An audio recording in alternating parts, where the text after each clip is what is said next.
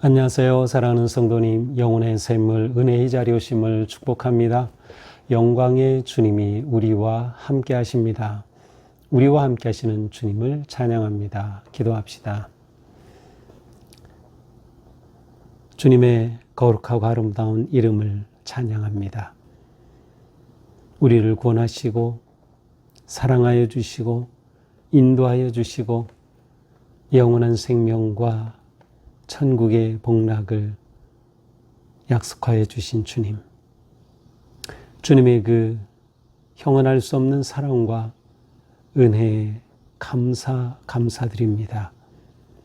오늘도 저희들은 그 귀하고 거룩하신 하나님의 사랑의 은혜의 말씀을 사모합니다.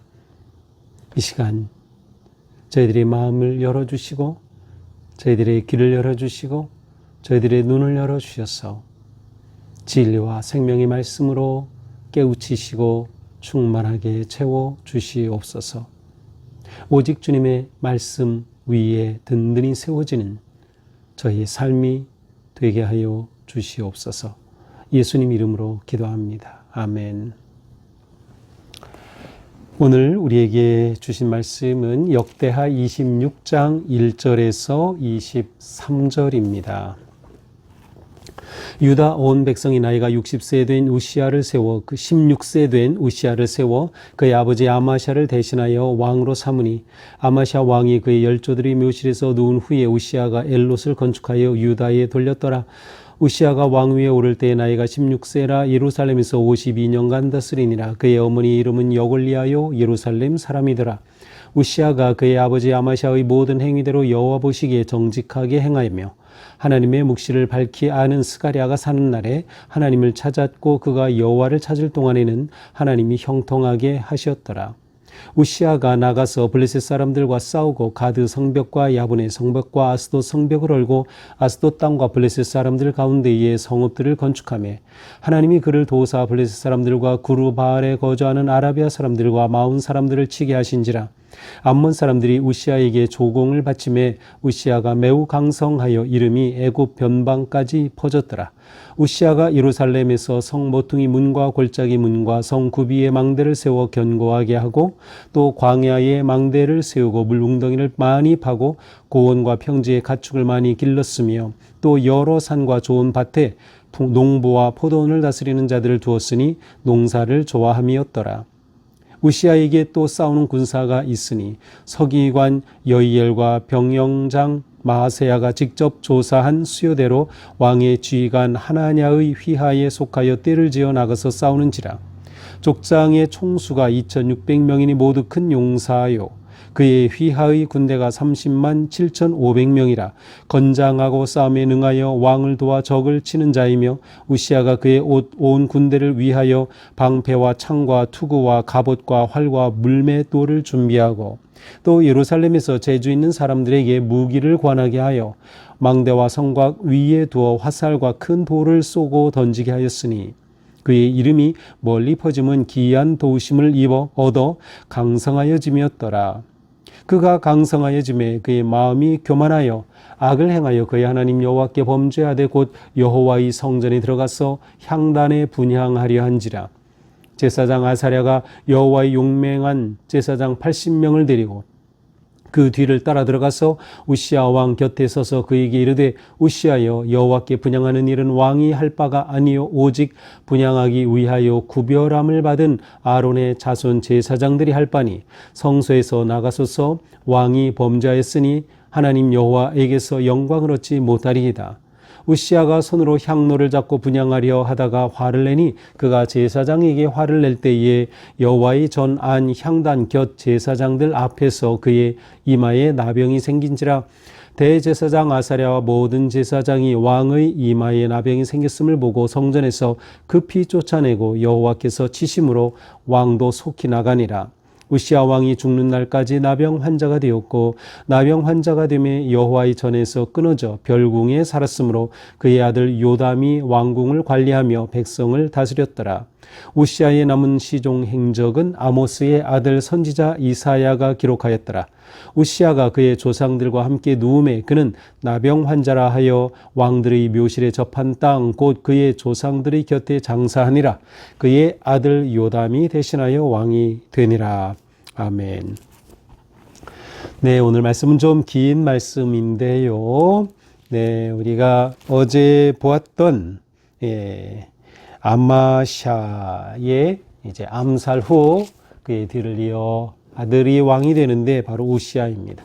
바로 우시야의 통치에 관한 내용이 오늘 26장에 그대로 담겨 있습니다. 자, 우시야는 16살에 왕이 되죠. 그리고 52년간 통치를 하였습니다. 굉장히 오래 통치했죠. 물론 일찍 왕이 되었기 때문이기도 한데 10대에 왕이 되어서 이렇게 오랫동안 통치하였습니다. 유다 전체 역사 중에서 두 번째로 오랫동안 통치한 왕이 바로 이 우시야이지요. 자, 우시야의 업적이 2절부터 15절까지 쭉 열거되고 있습니다. 2절에서는 엘롯을 건축했다. 이 엘롯이라고 하는 것은 아마도 그 홍해 시온 게벨이라고 하는 항구가 있는 그쪽 어디라고 생각이 되는데 바로 이것을 세워서 견고하게 하고 유다의 그러한 땅으로 삼게 되었다라는 것입니다. 그 후에 4절에 보니까 우시야는 하나님 보시기에 정직하게 행했어요. 물론 우시야의 초기 행적이기는 하지만 하나님 보시기에 정직하게. 자, 이것이 중요하죠. 하나님 보시기에 어떠한 왕이냐가 중요했어요. 우리도 마찬가지죠. 하나님 보시기에 어떠하냐. 사람이 나를 볼 때 어떨까가 아니라 하나님이 나를 어떻게 보실까? 우리가 이것을 늘 생각해야 돼요. 이것을 놓치면 우리의 믿음의 삶이 흩어지는 거죠. 자, 하나님 보시기에 정직하게 행했습니다. 그래서 그는 어떻게 했습니까? 하나님을 찾았어요. 하나님을 찾는다. 이거 정말 귀한 거죠. 우리가 신앙생활하면서 하나님을 찾아야 돼요. 하나님을 구해야 돼요. 하나님께 나와야 돼요. 하나님의 말씀을 구하며 성경을 가까이 하고 기도하고 예배 자리에 서야죠. 그렇게 하나님을 찾는 겁니다. 그때 하나님께서는 형통하게 하셨더라. 우시야의 형통은 정직하게 행하고 하나님을 찾을 때 하나님이 주신 열매였습니다. 자, 또한 우시야는 6절에 보니까 블레셋이요. 이 블레셋은 끝까지 이스라엘을 괴롭히던 그러한 부족이었는데 바로 이 블레셋 지역과 싸우고 이 지역이 안정을 찾았어요. 또한 이 지역에 성읍까지 건축했어요. 그래서 우시야 때에는 주변에 가까이 괴롭히던 그러한 블레셋 땅과 가드 또 아스돗 이 성벽을 헐어버리고 아주 안정적으로 유다가 통치했다라는 거죠. 어떻게 이게 가능했어요? 하나님을 찾고 정직하게 행했기 때문이죠. 더 나아가서 아라비아 사람 마온 사람들까지도 다스리게 하셨습니다. 심지어 암몬 사람들이 우시야에게 조공을 바치는 겁니다. 그만큼 유다의 통치 경계 영역이 확장되었음을 알 수 있습니다. 또한 그는 예루살렘을 재건이라기보다는 수리하고 세우는 것이죠. 그래서 9절에 보니까 예루살렘 성 모퉁이 문을 세웠고 골짜기 문 성구묵에 망대를 세워 견고하게 했다. 아마도 이것은 우리가 어제 보았던 25장 몇 절이죠? 23절에 보니까 이 북이스라엘이 쳐들어와 가지고 요아스가 그래서 이 예루살렘 성벽의 문을 400규빗 약 한 180m로 헐어버렸다 그랬지요. 그래서 아마 이것을 다시 세운 것으로 보입니다. 또 우시야는 10절에 보니까 물 웅덩이를 많이 파서 물을 다스릴 수 있었어요. 치수 사업을 잘했어요. 고원과 평지에 가축을 많이 길렀어요. 목축을 일으켰죠. 또 농부와 포도원을 다스리는 자들을 두었어요. 그래서 농업 일으켰어요. 그때 여기에 10절에 보니까 농사를 좋아함이었더라. 예, 우시아가 농사를 좋아했다. 이것은 좋은 의미로 말했겠죠. 농사를 좋아했다. 그는 전쟁이나 어떤 금은이나 권력에 취하지 않았다라는 의미가 될 수도 있을 것 같아요. 언제? 정직하게 행하고 하나님을 찾을 때였습니다. 또한 그는 군사력을 정비하고 확장합니다. 그래서 11절에 보니까 서기관 여이엘, 병영장 마아세야가 직접 조사해서 왕의 지휘관 하냐나의 지휘하에 떼를 지어 나가서 싸우도록 그렇게 군사를 잘 조직하고 세웠어요. 12절에 보니까 2600명의 장교를 두었어요. 모두 30만 7,500명의 군사를 세웠어요. 또한 전투 장비도 잘 갖췄어요. 14절에 보니까 방패, 창, 투구, 갑옷, 활, 물매를 준비했어요. 그리고 특별 군사와 병기를 배치했어요. 15절에 보니까 특별히 활을 잘 쏘는 자, 그 다음에 큰 돌을 쏘고 던지는 자, 이제 공성퇴라고 하죠. 이러한 군사들까지 잘 준비하고 배치했어요. 군사력이 든든하게 준비된 거죠. 자, 이 모든 것을 가리켜 뭐라고 합니까? 기한 도우심으로도 강성하여 짐이었더라. 기한 도우심. 무엇을 말할까요? 하나님의 도우심이에요. 인간적으로 볼 땐 이게 이럴 수가 없는데 참 놀랍다. 기한 하나님의 도우심. 언제? 정직하게 행하고 하나님을 찾을 때. 자, 그러나 안타깝게도 여기까지입니다. 이후에 우시아는 변질됩니다. 16절에요. 그가 강성하여 짐에 그가 잘 되고 강하여지자 어떻게 됐어요? 마음이 교만하여 악을 행하였다. 그렇습니다. 아쉽게도 그는 아버지 아마샤를 똑같이 따라갔어요. 마음이 강성해지자 마음이 교만해진 거죠. 자, 4절에서는 아마샤의 모든 행위대로 정직하게 행했다. 그렇다면 아마샤를 잘 따라서 정직하게 했다는 뜻이기도 한데요. 사실 여기서의 아마샤 아버지의 모습은 그가 교만하기 이전까지의 모습이에요. 이 아마샤는 갈수록 나빠졌죠. 그래서 마지막에 암살당했어요. 이때가 아니라 처음 초기의 모습을 본받았다. 근데 아사랴도 아버지처럼 이렇게 뒤에 가서 무너지는 겁니다. 심지어 어떻게 합니까? 성전에 들어가 향단의 분향을 합니다. 자, 분향은 누가 해요? 제사장. 하나님께서 왕, 제사장, 선지자를 기름 부어 세우셨어요. 그들의 역할과 책임이 있어요. 오직 제사장만이, 아론 계열의 제사장만이 분향할 수 있는 거죠. 그런데 이 경계를 넘었어요. 우시아가 강해지니까 교만해져서 이 경계를 넘어선 것이죠. 지금도 우리가 이것을 경험하지 않았습니까? 입법, 사법, 행정이 이 국가가 각각 독립되고 서로를 견제해야 되는데 이거 대통령 되면 이거 다 차지하려고 하잖아요. 언론까지 다 장악하려고 하고 모든 거. 바로 똑같았어요. 우시아가 이렇게 제사장이 해야 할 분향까지 하려고 했던 거죠. 자, 이렇게 성전에 들어와 분향하니 어떻게 됩니까? 이때 제사장이 일어서서 말합니다. 아사랴 대제사장이 80명의 제사장을 데리고 성전으로 딱 들어와서 왕에게 말합니다. 분향하는 것은 왕이 할 일이 아닙니다. 성소에서 나가십시오. 그런데 이 왕이 어떻게 합니까? 19절에 손으로 향로를 잡고 분향하려 합니다. 그런데 이렇게 우시아에게 아사랴 제사장 이렇게 말하니까 화가 났어요. 아니, 분향하면서 화를 내요? 아니, 하나님 앞에 거룩하게 분향을 하는 왕이 화를 낸다고요? 이게 자질이 아닌 거죠. 그런데 하나님께서 그 순간 우시아의 이마를 치시니 그 이마에 나병이 생겼습니다. 제사장의 충고를 거절하고 분향하려고 하며 화를 내는 그 순간 하나님께서 그의 이마에 나병이 생기게 하셨어요. 악성종양, 이것은 뭐예요? 부정한 것, 부정한 병이 있으면 그는 공적인 자리에 있을 수도 없어요. 격리되어야 했어요. 결국 그는 성전에서 쫓겨나고 급히 쫓겨나고 그는 나병 환자가 되어서 결국 왕궁에도 제대로 거하지 못하고 어디에? 별궁에 그렇게 떨어져 살았습니다. 왕이 이렇게 격리되니 어떻게 돼요?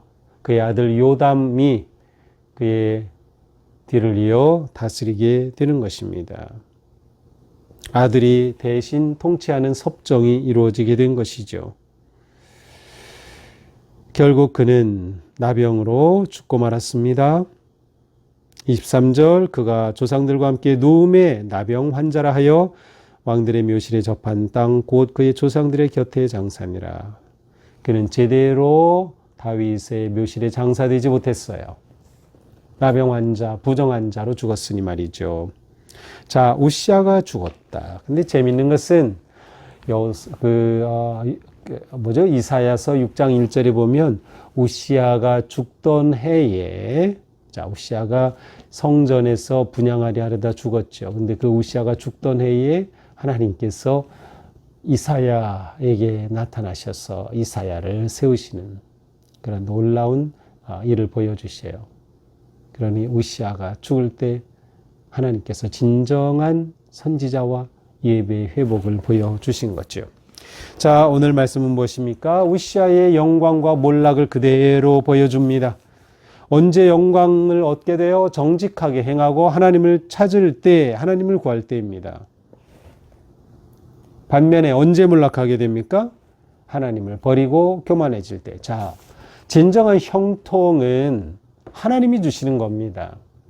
그러므로 하나님이 주신 형통 가운데 강성해졌을 때 그것이 마치 자기가 잘한 것처럼 교만에 빠지면 그 교만은 몰락의 시작입니다. 어제 본문과 똑같아요. 교만은 패망의 시작에 불과하다.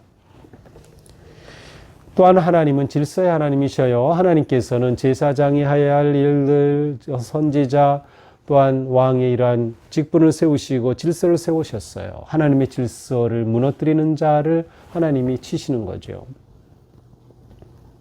그는 왕으로서의 직분을 감당하면 그것으로 충분했어요. 제사장의 직분을 넘보아서는 안 되었던 것이죠. 왜 이렇게 됐을까요? 교만해지니 하나님의 질서를 순종하지 않는 것이죠. 성공 이유가 중요한 것이에요. 그가 강성하여짐에 마음이 교만해졌다. 우리가 잘 될 때, 그때가 바로 조심할 때입니다. 강성해졌을 때 그때가 조심할 때입니다. 그때는 교만의 덫에 빠지기 쉬운 때이지요. 어떻게 우리가 교만에 빠지지 않습니까? 내 일상의 거룩한 루틴을 지켜가야 되는 거예요. 평소와 똑같이 내가 약할 때와 똑같이 그렇게 하나님 앞에 무릎을 꿇고 기도하고 예배하고 말씀을 구하며 일상의 루틴이 제대로 지켜지면 강성하여져도 교만에 빠지지 않게 되는 거예요. 그러나 강성해지면 이러한 것들이 다 시시해 보이는 겁니다. 자기 멋대로 행하게 되는 것이에요. 결국 무너지게 되는 것이죠. 오직 하나님의 영광만을 구하는 것. 그러므로 우리는 작은 성공에 만족하고 그것에 무너지면 안 됩니다. 우리 삶의 작은 성공이 중요한데 이것이 쌓여서 큰 일을 이루게 되는 것인데 그때마다 우리는 오직 하나님의 영광을 구하고 행여나 교만의 덫에 빠질까 겸손의 자리에 있어야 하겠다. 오늘 하루도 우리의 삶이 오직 하나님만 구하고 하나님만 의지하고 하나님의 영광만을 위한 그런 삶을 살아가게 될 때 오늘도 주님의 은혜 안에 복된 삶 강성하여지는 그러한 은혜의 하루가 되기를 축복합니다. 기도합시다. 주님, 오늘 말씀을 통해 우시아의 어리석음을 봅니다. 저희들도 하나님의 은혜로 잘 될 때 행여나 교만의 덫에 빠지지 않도록 지켜주시고 하루하루 거룩한 일상의 루틴을 잘 지켜가면서 오직 하나님의 영광만을 위해 살아가는 우리가 되게 하여 주시옵소서. 예수님 이름으로 기도합니다. 아멘. 네, 오늘도 주님 은혜로 우리의 삶이 하나님께 기쁨과 영광이 되는 복된 하루가 되기를 축복합니다. 사랑합니다.